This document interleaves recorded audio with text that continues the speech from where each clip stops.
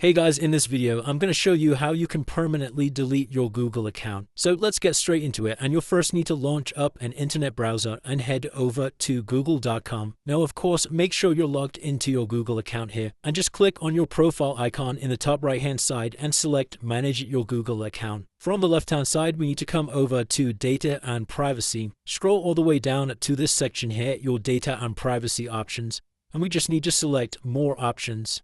This is going to take us down to the bottom of the page, this More Options section, and as you can see right down here, we have the option to delete our Google account. Go ahead and select that. And it does give us the option here to download all of our data before deleting the account if you want to keep a backup of all of your data and emails and things like that.